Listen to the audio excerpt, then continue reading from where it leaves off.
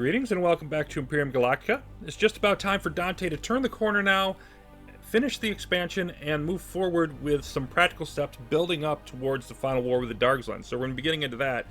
There were some questions that were asked in terms of whether it's really useful to keep expanding at this point when I don't need any more planets for the research.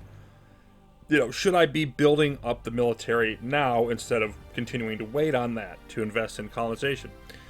And I think the key point here is there's a couple things that are going to tie into it. From a money standpoint, and this isn't even the worst problem, but from a money standpoint, you can see we're just turned the corner now, December 13th, a few days after the end of the last episode, over 300,000 daily income. That sounds like a lot. But a fully outfitted, high-end fleet is going to require over 7 million. That's about 25 days worth of income, and that's assuming you didn't spend it on anything else. That you could build things as fast as you wanted, that was what it would cost. And do we really want to have that top-end fleet? Yes, because we don't want to take unnecessary losses. That would just delay things and make things take longer. A typical modern military will aim for about a 10-to-1 force advantage in any objective they're trying to take, because if you have less than a 10-to-1 advantage, you are risking excess losses. And in this particular case, we're not going to have anything close to a 10-to-1 advantage. So, any little bit that we sort of sacrifice in terms of what we build up is just going to cost us in the long run more than we would gain by going a little faster and not waiting for all of the top-end stuff. So that's important. But even more important is that actually, with that cash amount, that's not even the most important factor. The most important factor is getting the factory space. The industrial base, the production capacity, expanding that. And so to expand that, we have to have as many plants as possible. We have as many factories as possible. So that's the aim here. Each planet that we colonize costs us about 175,000 credits, because you got the colonization ship, plus we sell a couple things, plus we spend almost 100,000 in the early first set of buildings. So the trade income will pay that off in a little over a month and a half by itself. The taxes will lower that to about a month. And, given that it's going to take, if we had an operational factory of the types we wanted with full population on every single planet we own now, it would take us more than a month to build that high-end fleet. So it's definitely still worth it to keep expanding and getting that done. Now, a couple of things to note at this point. If we take a look here, this is one of the recently colonized planets. You can see it's very small. And some of these, especially around the rim of the galaxy, I think this is the worst one here on Outer 27, but you've got all of the parts that are taken up over here and over here. But the main thing is just look at the size of the square here. It's just so much smaller. If we go back out and we look at, say, for example, this is Centronome, one of the early game planets. You can see how much bigger the square is. So there's just a lot less land on some of these, but we can still do enough. It'll be a fairly smallish population. Should be able to get enough people there to at least put the most important factories up. And that will extend our production capacity. Definitely worth doing. Another question that was asked a while back was, can you ward off, the way I'm warding off invading fleets coming to our planets, can you ward off their colonization ships that way? And believe it or not, the answer to that arrived in a scenario here, because we sent a colony ship here from Outer 28, wants to take this planet. The Dribs traveled from all the way across the other end of the galaxy, all the way over here, and actually just barely going to beat us there. So we are going to have our ship that's in the area intercept them, and we will just take a look and see what happens.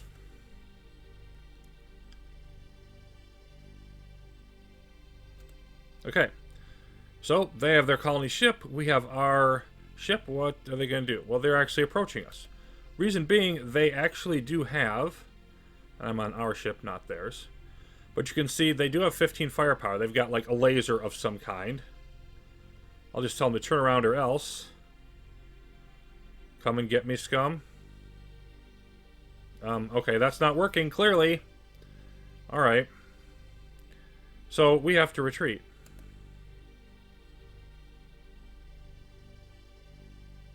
Words just aren't working.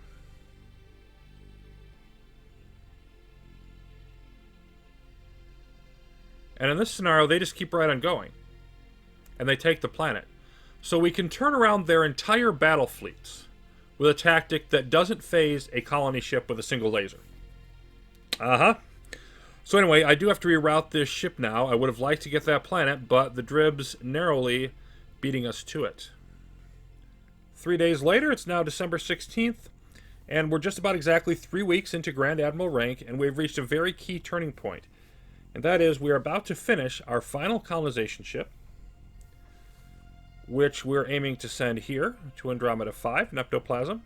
And that is the last free planet. That is the furthest we can extend without having to revamp and go military and invade other planets. Now, if we take a look at our planet total for now, I believe this is going to give us 42 total.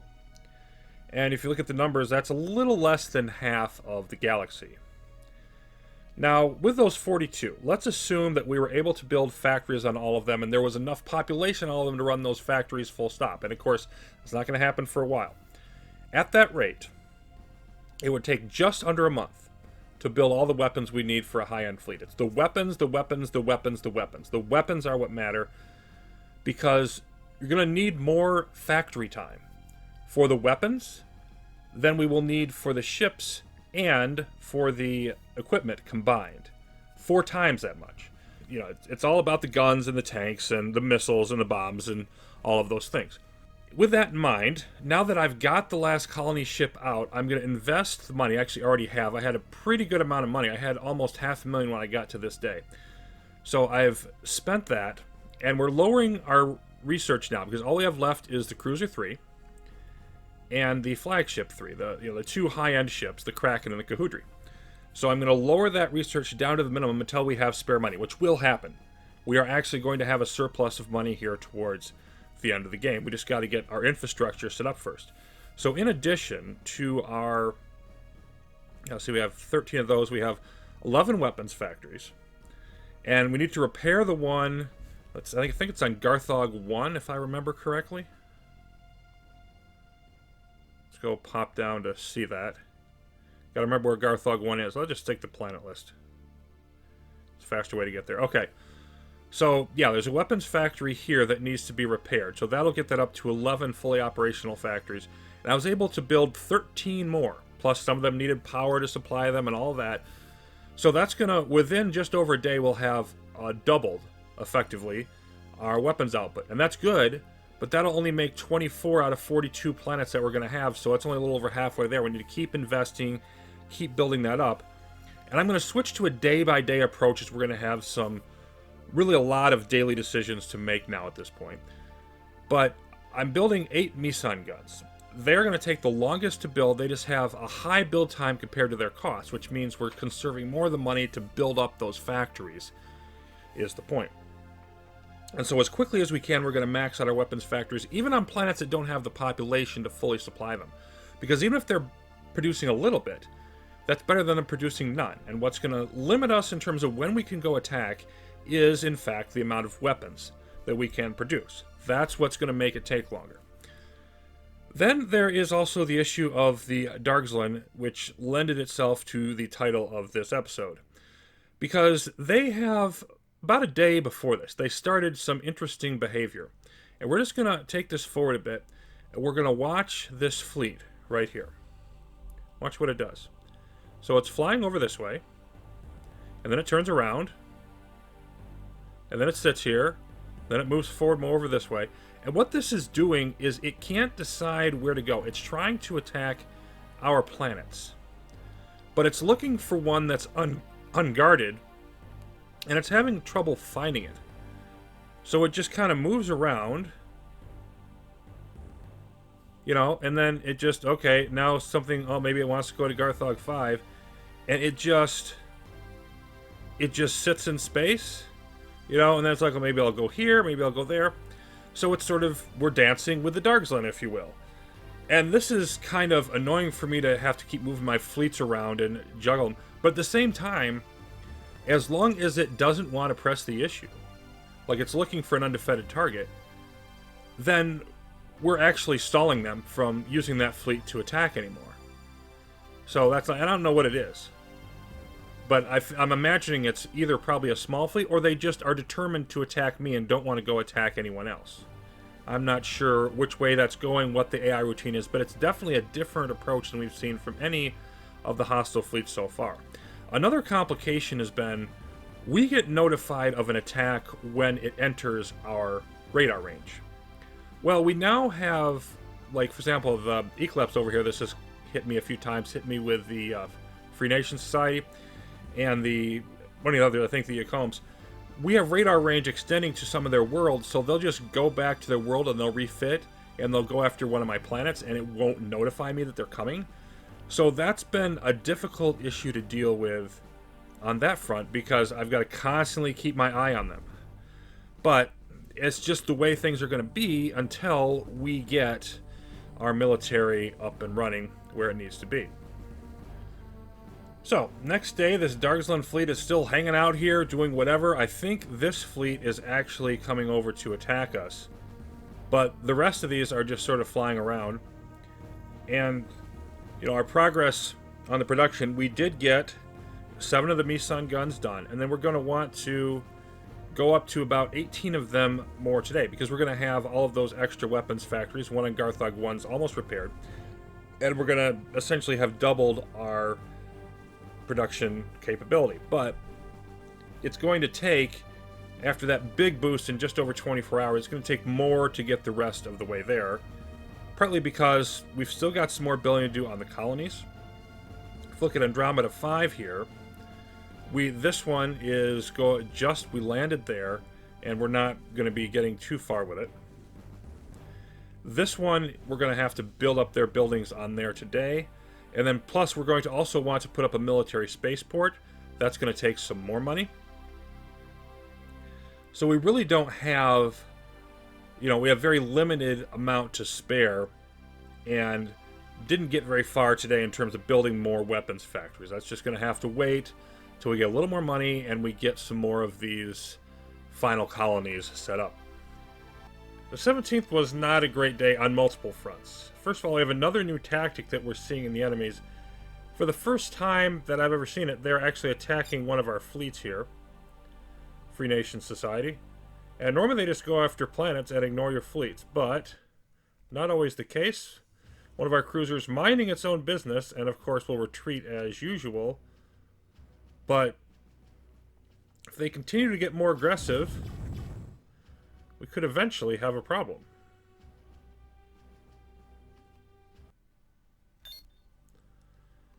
So far, though, been able to hold them off.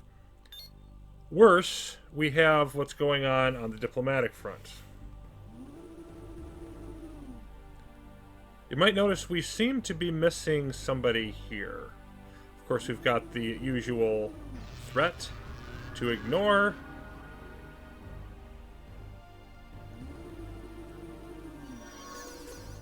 But yeah, there's another missing spot here.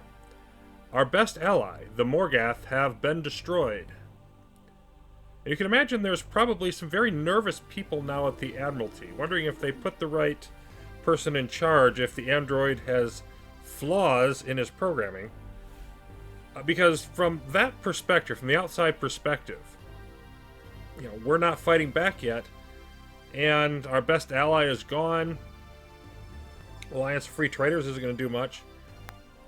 And then at day's end, we were short on money. Not only are we not going to be able to add any more weapons factories today, but we're not even going to be able to put up everything that I would like to on our final planet here, Andromeda 5, which is going to come into being soon. The colony hub will finish.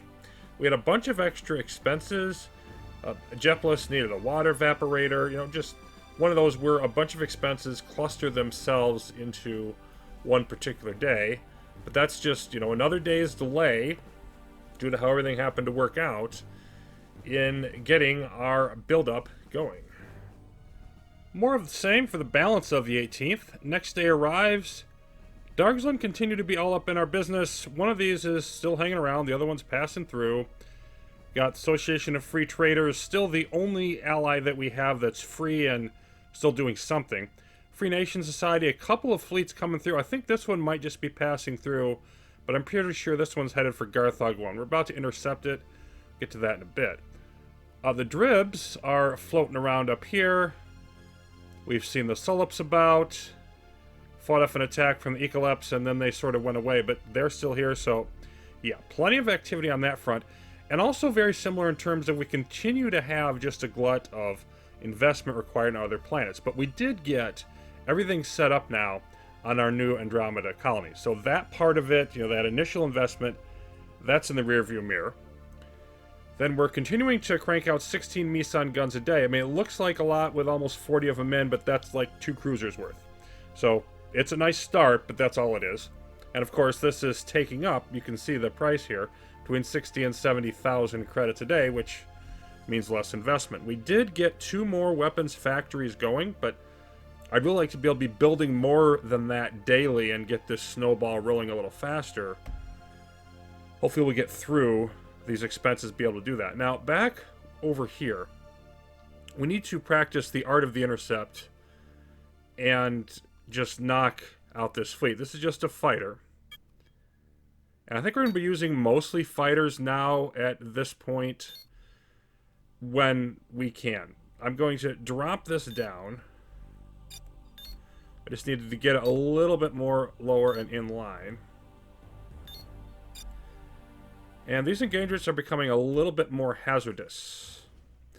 So I'm only going to use the larger ships when I have no choice. I think we're going to lose some of them. But you can see also the Free Nation Society, their flagship here, took some serious damage in a previous battle with somebody. Not sure who, but that obviously got beat up. But they're still around. And we are going to... Let's see if we can find one that's further back. There's only so much we can do with this. Yeah, we're not going to get much better than that. So we'll just retreat. Or try to.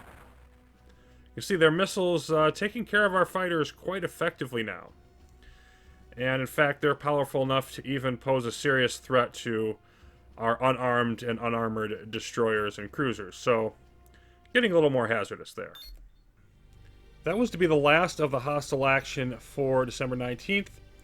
And by the 20th, things were looking up a little bit in a couple different areas. One is we have the Cruiser 3 researched. Even at snail's pace, it did able to finish up the last little bit it had left.